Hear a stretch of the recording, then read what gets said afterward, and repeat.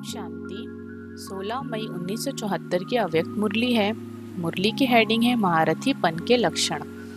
महारथीपन के लक्षण। रूहानी बच्चों के सहयोगी बनकर उनकी हिम्मत और उल्लास को बढ़ाने वाले, सर्व प्रकार के बंधन व वैभव के आकर्षण से परे रहने वाले और सदा एक रस स्थिति में रहने वाले निष्काम सेवी शिव बाबा बोले, इस समय सबके अंदर सुनने की इच्छा है व समान बनने की इच्छा है। सुनने के बाद हर बात समाने से समान बन जाते हैं और समाने से सामना करने की शक्ति स्वयं ही सहज आ जाती है। सामना करने की शक्ति से सर्व कामनाओं से स्वतः ही मुक्ति प्राप्त हो जाती है। क्या ऐसे अपने को मुक्तात्मा अनुभव करते हो? किसी भी प्रकार का बंधन अपनी तरफ आकर्षित तो नहीं करता। बंधन मुक्ति योग युक्त हो सकता है यदि कोई भी स्वभाव, संस्कार, व्यक्ति अथवा वैभव का बंधन अपनी तरफ आकर्षित करता है तो बाप की याद की आकर्षण सदैव नहीं रह सकती। किसी के भी वश होते समय उस आत्मा के प्रति यही शब्द कहा जाता है कि यह वशीभूत है। वशीभूत होना यह भी 5 भूतों के साथ साथ रॉयल रूप का भूत है। जैसे भूतों की प्रवेशता से अपना स्वरूप, अपना स्वभाव, अपना कर्तव्य और अपनी शक्ति भूल जाती है, वैसे ही किसी बात के वशीभूत होने से यही रूपरेखा बनती है। वशीकरण मंत्र देने वाले कभी भी वशीभूत नहीं हो सकते। तो अब यह चेक करो कि कहीं वशीभूत तो नहीं हो। आजकल बाप दादा विशेष कार्यक्रम में बिजी रहते हैं। वो कौन सा कार्यक्रम? वह कौन सा कार्य होगा? कोई भी कार्य में बाप के साथ बच्चों का संबंध होगा ना, तो अपने से संबंधित कार्यक्रम को नहीं जानते हो। अमृत वेले जब बाप से गुड मॉर्निंग व रूहान करने आते हो तो उस समय अनुभव नहीं करते हो या उस समय लेने में ही ज्यादा बिजी रहते हो? क्या टच होता है? वर्तमान समय समाप्ति का समय समीप आ रहा है। समाप्ति में लास्ट और फास्ट दोनों का प्रत्यक्ष रूप में साक्षात्कार होता है।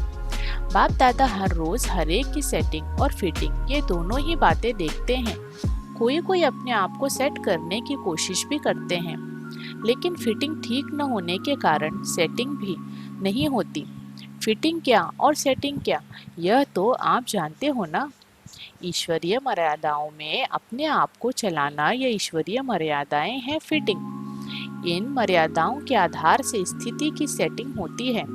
बाप दादा जब नंबरवार महावीरों को देखते हैं, वो महारथियों के महारथी सेट की सेटिंग करते हैं, तो क्या देखते हैं? कोई न कोई बात की वो मर्यादा की फिटिंग न होने के कारण सीट पर सेट नहीं हो सकते।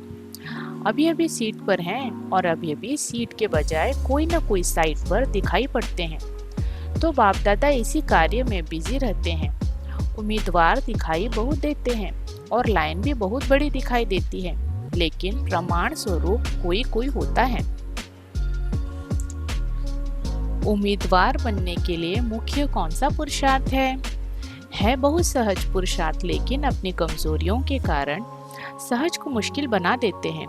उम्मीदवार बनने का सहज पुरुषार्थ यही है कि हर बात में बाप की जो बच्चों के प्रति उम्मीद है वह बाप की उम्मीद पूरी करना ही उम्मीदवार बनना है। बाप की उम्मीदें पूरी करना बच्चों के लिए मुश्किल होता है क्या?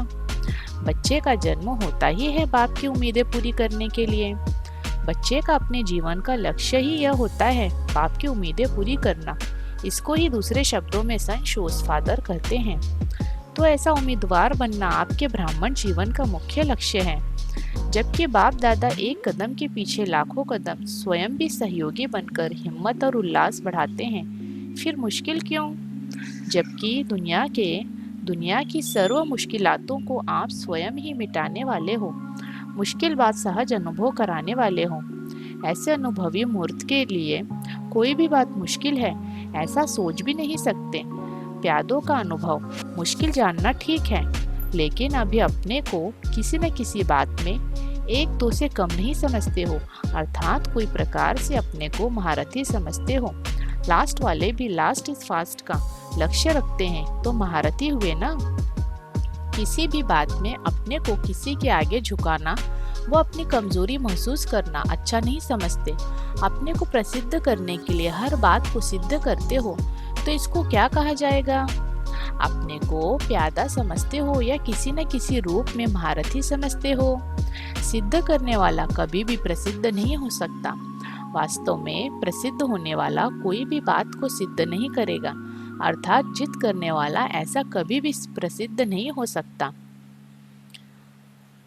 जिद करने वाला कभी सिद्धि को पा नहीं सकता। सिद्धि को पाने वाले स्वयं को नम्रचित निर्माण हर बात में अपने आप को गुणग्राहक बनावेगा।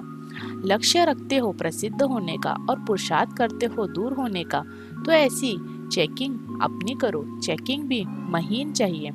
महारथी को कोई बात मुश्किल अनुभव हो, वह महारथी ही नहीं, महारथी अपने सहयोग से और बाप के सहयोग से औरों की मुश्किल भी सहज करेंगे। महारथियों के संकल्प में भी कभी यह कैसे, ऐसे क्यों, यह प्रश्न नहीं उठ सकता। कैसे के बजाय ऐसे शब्द आएगा, क्योंकि मास्टर नॉलेजफुल त्रिकालदर्शी होना। इन बातों को चेक करो। कैसे करूं, कैसे होगा, यह न स्वयं प्रति न दूसरों के प्रति चले। दोनों ही रूप में प्रश्न समाप्त हो, ऐसा ही सदा प्रसन्नचित व हर्षित रहता है। अब समझा महारथी के लक्षण क्या हैं? करने में कम नहीं। जब एक दो के संपर्क में आते हैं तो एक दो से स्वयं को कम नहीं समझते। समझने में हर एक अपने को अथॉरिटी समझते हैं और अपना हक रखते हैं। समझने और करने, इन दोनों में हकदार बनो, तभी विश्व के इस ईश्वरीय परिवार के प्रशंसा के हकदार बनेंगे। कोई भी बात के मांगने वाले मांगता नहीं बनो, दाता बनो। मान शान, प्रशंसा, बड़ापन आदि मांगने की इच्छा मत करो। मांगेंगे तो जैसे आजकल के मांगने वाले को कोई भी प्राप्ति नहीं कराते और ही दूर से उसे भगावेंगे, इसी प्रकार यह रॉयल मांगने वाले स्वयं को सर्व आत्माओं से स्वतः ही दूर करते हैं। ऐसा महारथी सीट पर सेट नहीं होता। इसलिए अब आप सभी महारथी हो। घोड़े सवार व प्यादों का समय गया। अब हर महारथी को अपने महारथीपन के लक्षण सामने रखते हुए स्वयं में समाने हैं। अच्छा, ऐसे सर्व इच्छाओं को समाने वाले बाप समान सर्व शक्तियों के अथॉरिटी, सदा एक लगन एक रस स्थिति में स्थित होने वाले, एक बल एक भरोसा, सदा एकाग्र एकांत निवासी अंतर्मुखी और बाप दादा की उम्मीदों के सितारों को बाप दादा का याद प्यार, गुड नाइट और नमस्ते। अच्छा, ओम शांति।